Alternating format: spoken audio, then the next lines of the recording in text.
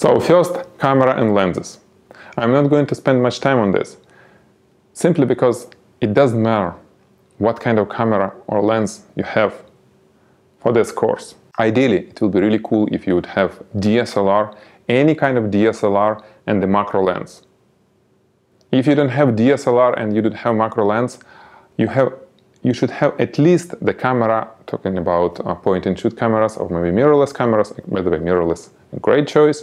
But make sure that your camera can be set to a manual mode, meaning that you select aperture and shutter speed and ISO. All these three elements of exposure, you need to make sure that you can control yourself. Because there's usually auto modes, and that manual mode should be in your camera. And as for lens, any lens will work. Ideally, again, the really good choice is to have macro lens, any macro lens, from 60 to 180 millimeters. But any other lens will work as well. Because again, we'll be exploring the light. On the second part of the course, one will be working with particular subjects, and I'll be showing you the practical work. It's really good if you will have at least DSLR and macro lens. Okay, but not more than this. It doesn't matter what kind of brand, it doesn't matter how old your camera is, it doesn't matter how sharp your lens is, ISO performance. It's really not what makes great pictures.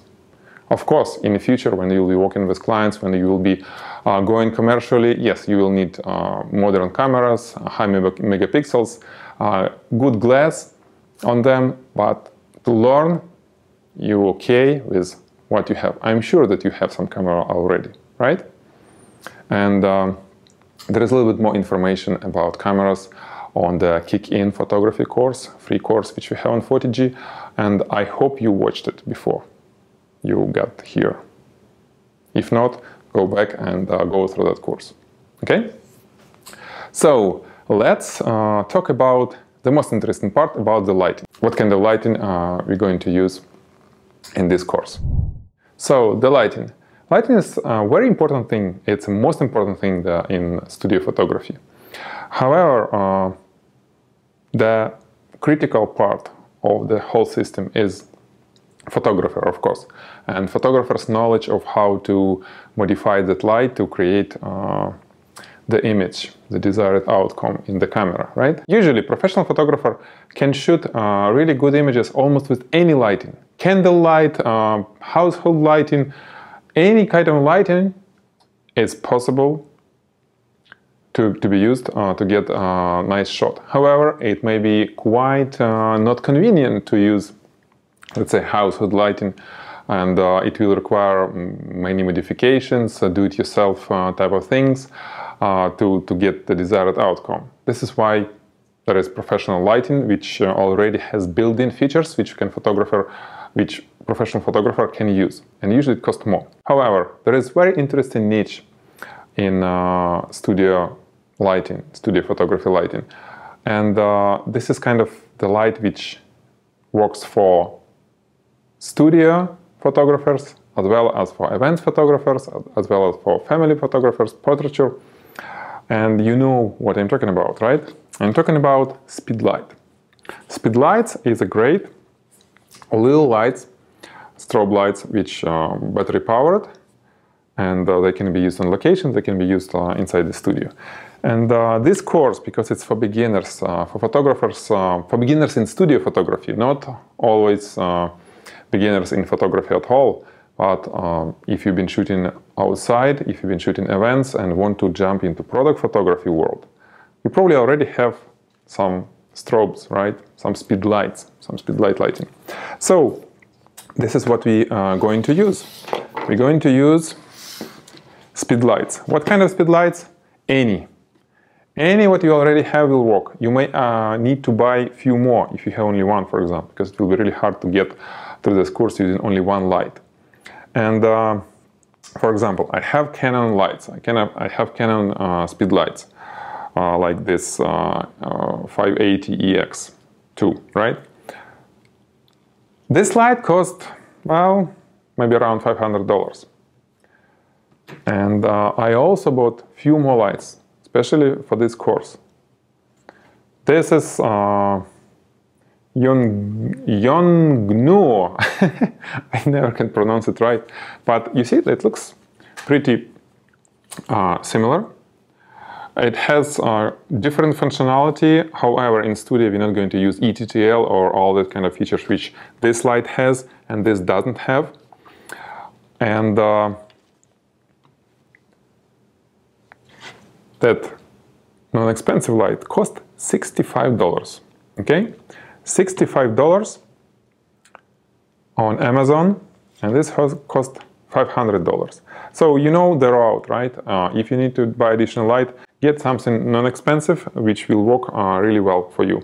This light has manual mode, it has zoom-in head, it has stroboscopic, the multiple strobe mode, which basically covers everything. And it also has this little connector which will help you to trigger this light using cord. And all those lights, those Yongnuo lights, they also have built-in slave trigger, meaning that they can be triggered with just another light. So how it will work? Usually we put Speedlight on top of our camera like this, right?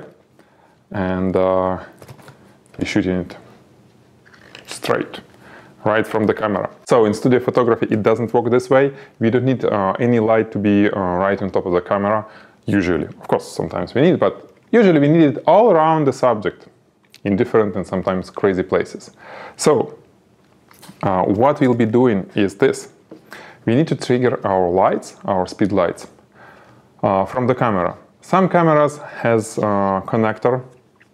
It can be either here or anywhere else, depends on your camera manufacturer. You need to take a look at the manual. RTFM is always good thing, right? RTFM, right? That's how you call it.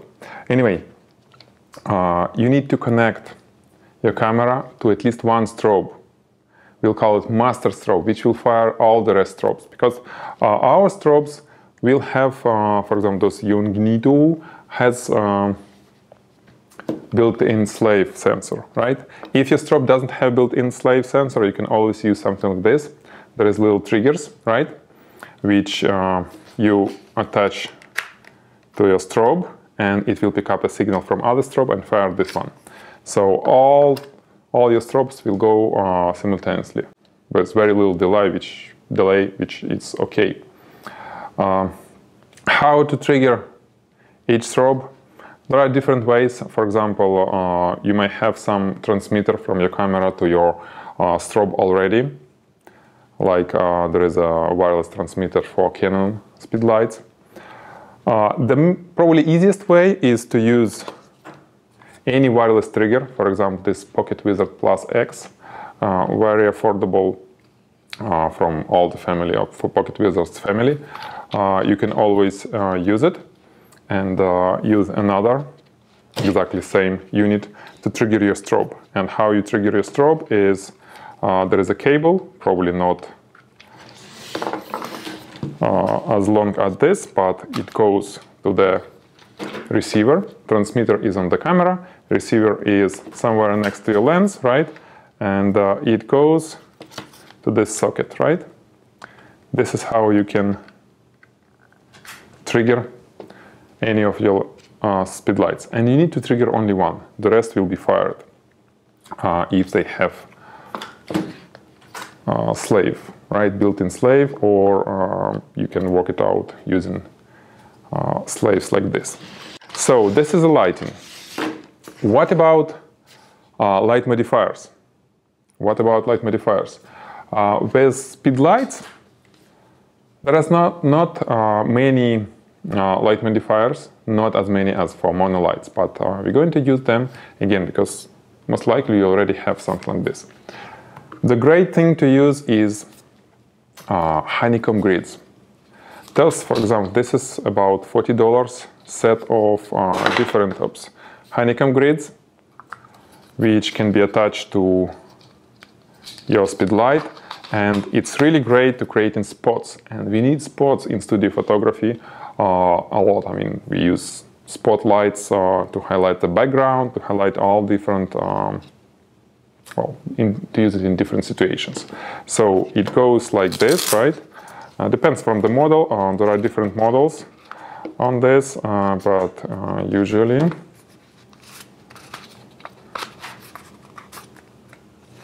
it goes like this, right? Your camera stick inside, okay? You can always secure it, so it will create a really nice spot.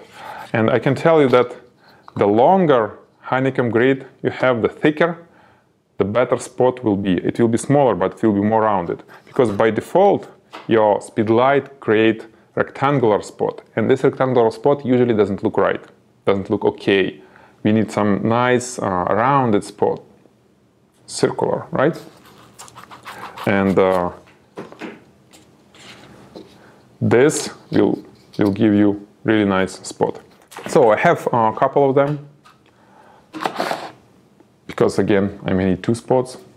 Then we can use that kind of light modifier.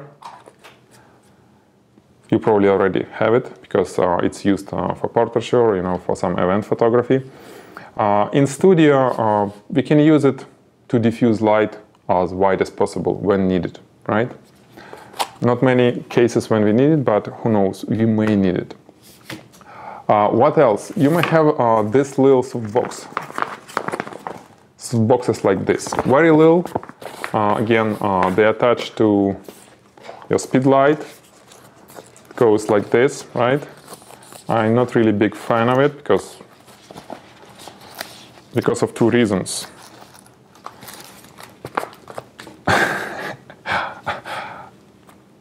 Not easy attached to the touch, at least for first time, but it's very little.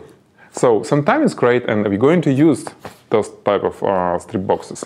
The best thing is they're little, and sometimes when you need to create some nice little gradient, that little soapbox will help you. But I really prefer much larger soapboxes like this.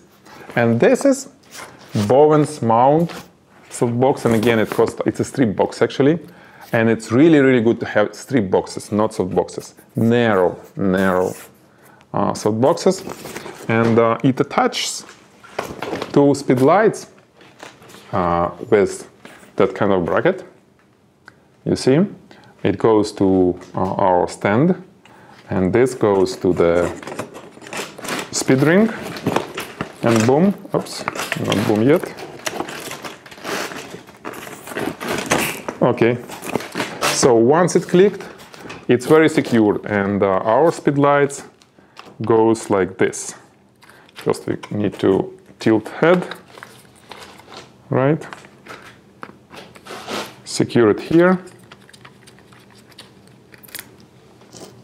And this particular strip box, it has double buff and a double screen inside, which is how any soapbox should be. You see there is a screen inside. Okay, talking about this. It creates much better, much uniform lighting on that surface. And it's supposed to be as uniform as possible. It shouldn't be spot like this, spot in the middle and then go darker. No. And this soapbox with this bracket, again, it cost $70. I selected the least expensive I found on eBay, and I can tell that it's really good quality. I have any problems with it. And again, I bought it particularly for this course because the idea of the whole thing is to show you how to create stunning product photography images using the least expensive equipment, but using your knowledge and understanding of your lighting to kind of overcome any type of obstacles you may have with not expensive equipment. Because, you know, I'm a big fan of do-it-yourself type of thing, and we'll use them a lot in this course. And I was always on budget, not always, but well, for my first 5 years, I was really in the budget when I was trying to run a photography business. I didn't put any investment. I was kind of building it from scratch. And I wish I would know all this that time. It was a long way for me to understand everything. But I really hope that after this course, it will be much clearer for you, you know, how to get there using the least amount of money. Okay? How to get into product photography world. So this is with the lighting and light modifiers. Of course, you will need stands, studio stands, and there are many non-expensive, expensive stands. It all depends on your budget. You can always buy stands starting from $20. They're probably not a good long-term investment, and if you have money, you can better buy something around $50–70 per stand. But if not, they will work well for you at the beginning of your career. Diffusers. All kind of diffusers can be used in studio, and again, we'll be using something really simple like this. Those frame holders from Office Depot, just, you know, any office supplier store.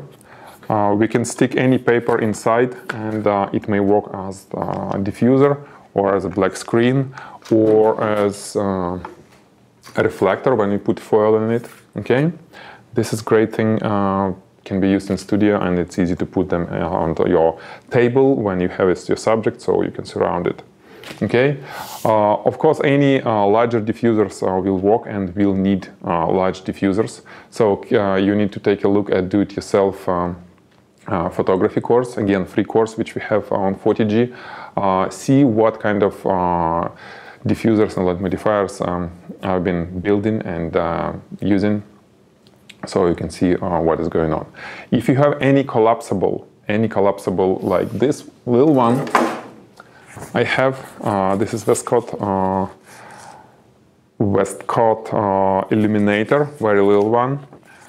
It's collapsible, and you may have large ones. I have few large ones. They will work really great in studio environment as well. You probably may already have them if you've been shooting portraits outside.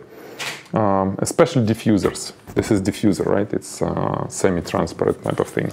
It diffuses light, and it's much easier to use diffuser than reflector in many cases, because you can put light behind it. If this is our subject, we put light behind, right? And we highlighting with very soft light.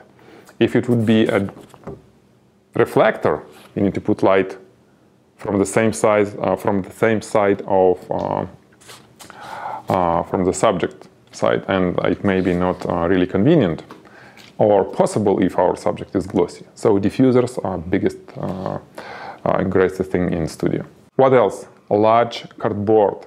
White or gray or black. I have several different cardboards, and I use them as backgrounds. I can use them as reflectors, and they're very non-expensive, which is really cool for the beginning, right? So now you know what do you need to start with. There are a few wish lists on b&hphotovideo.com. That's where I shop all my equipment.